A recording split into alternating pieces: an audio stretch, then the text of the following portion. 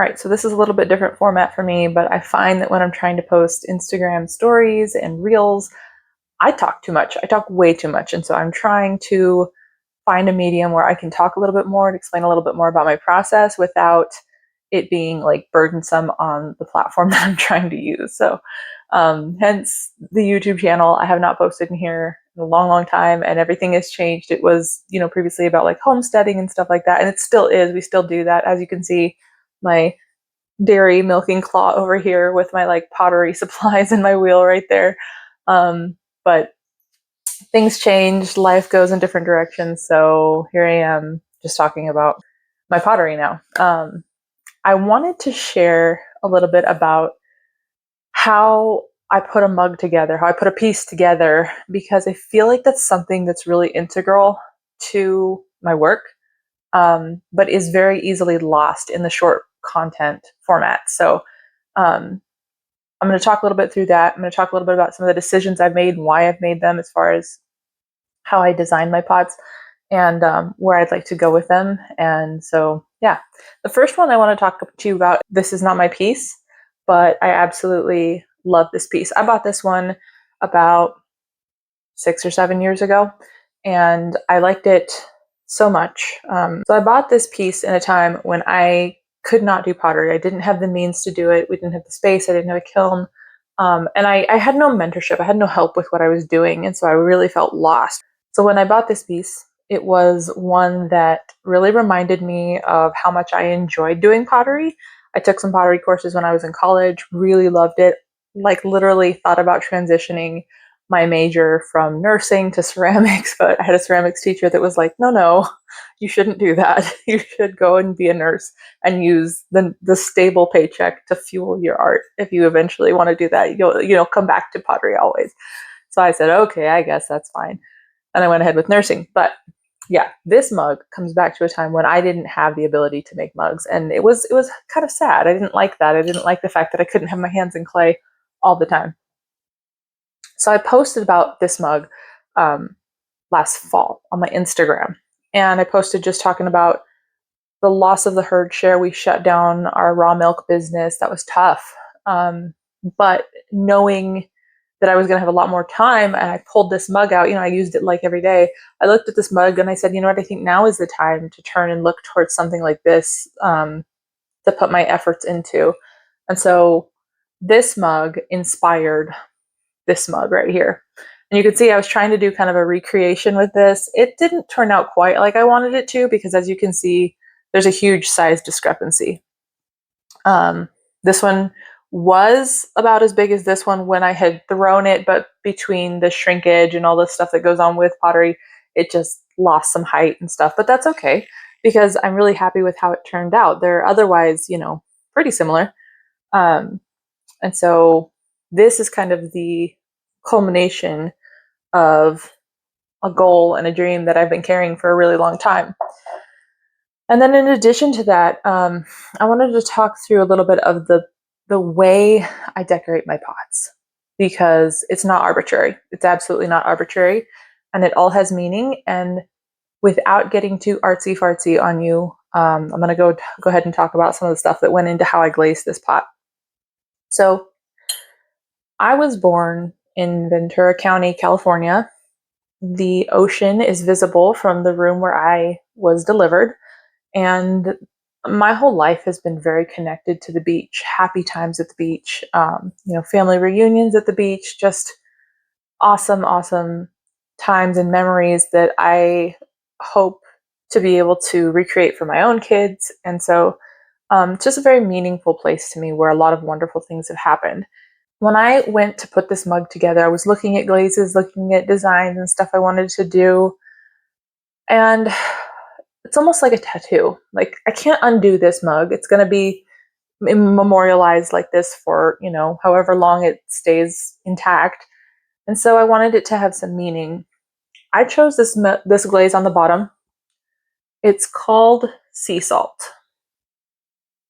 It has texture to it, almost like barnacle-like little grayish blue textures on the bottom. I love that. Their marketing, they call it sea salt. absolutely just grabbed me, and I fell hook, line, and sinker for it because it looks very coastal. And so I'm really pleased with the way that one turned out. It reminds me of home. It reminds me of my grandparents. It reminds me of all of the good memories that I have at the beach all the time. And then the second glaze that I wanted to mention, let's see if I can get this one to show up a little bit better. So this one is called Ancient Copper, and you can see all these copper blossoms. They're iridescent, they're beautiful, they're really dynamic. And all these copper blossoms don't occur on this glaze without a lot of high heat. This glaze requires heat work, intensity, and stress in order to blossom like that and create this really beautiful pattern on the surface of the glaze. I really love that concept, that there are things that we have to walk through that are definitely challenging and maybe a bit of a trial in order to develop within us something that you otherwise wouldn't get. This glaze, if you underfire it, if you go a little too low, it stays sort of brownish and boring, very flat, very non-dynamic, uninteresting. Let me show you another way it can go if it gets hot enough. It's really pretty. I gotta show you. This one, same exact glaze, and you can kind of see here all that iridescence. I just love that. Absolutely gorgeous in all of its various forms. Really wonderful. On the interior, that's kind of hard to see, but super coppery. Anyways, and then on the top of this mug, I have a glaze called Honey Flux, and it's a bit more difficult to pick up the variations and the beauty in this one, but it's still there. If you were to pause and put this in your hands, you could absolutely see there's some dynamic color to it. There are some gray spots, some lighter spots, a little bit of tan.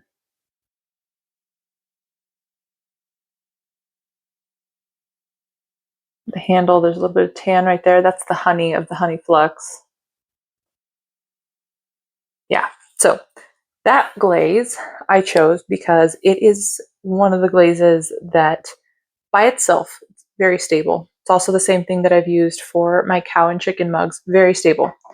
But when you pair it with other glazes, it does magical things. It can make all kinds of different colors and textures, and it gets very drippy. Some of this dripping you see is because of the Honey Flux.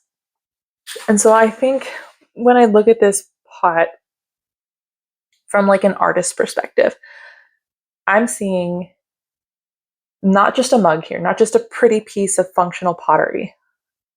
I like to look at them as actual pieces of miniature functional art that I can go ahead and enjoy as pieces of art. This may go back into the cupboard and I won't see it for a week, and then I'll pull it out one of these days and drink a cup of coffee from it. But when I do, the imagery that's going to pop up in my head, the inbuilt memories and associations that I have chosen to attach to this mug are what's going to have an effect on that cup of coffee, right?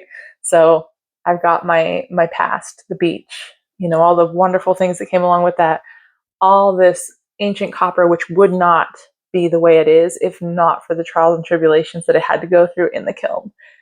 And then Honey Flux, which is great by itself, but does incredibly unpredictable and just interesting things when it plays with other glazes.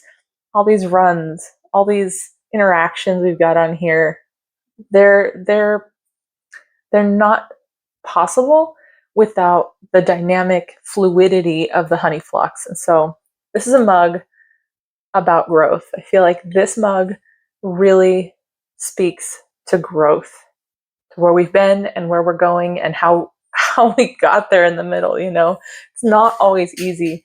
And so I literally can't stop smiling talking about this mug because of I like the way it turned out. It's a handy little mug, and it's kind of small, but I don't care about that. I drink a lot of tea, so that works out for me.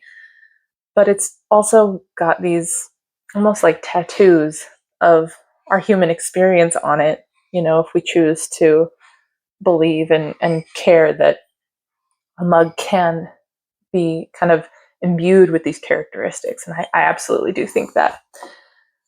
Another mug I want to talk to you guys about is the cow mug. So I have been kind of putting these together a little bit in secret. I did the chicken mugs, these guys, more publicly. The little eggs on the inside, I love that. The cow mugs I've been kind of keeping under wraps a little bit because I've been really, really nervous about them, to be honest with you. But they've turned out great, and I'm really happy with them. This is Honey Flux all by itself. You can see how stable it is. It didn't run anywhere. It didn't do anything crazy. The back of this one says Modern Day Milkmaid. Very happy with these. Again, like I said, there's not a single mug that I have that doesn't come with some kind of like dynamic story behind it. I mean, how many people do I know that have little cow like this, you know, going for her clump of grass? And she's just the sweetest thing. And look at her little udder. It's a little bit full. She might need some milking, you know? Like, this could be Annie. This could be my friend's cow May. This could be my friend's cow Bonnie. This could be Stella. This could be Cordelia or Georgia or any of the girls that, you know, have walked into my life. And so I really love that this could be anybody's cow, you know? This is all of our cow. And she's out there on lush green grass making delicious butter for us. So, yeah. Anyways, that's the long content form of what I really want to say about my mugs, but I have such a hard time condensing it into this little teeny tiny, like 2-minute Instagram story clip. And reels, reels are handy. I like reels, but I suck at making them. And so this is much easier for me to do. It's like we're having a cup of coffee together and just enjoying each other's company and learning from each other. So yeah, every single one of these, a journey and a story behind every mug that I make. So I hope that that helps you to understand pottery a little bit more and see maybe handmade pottery in a different way.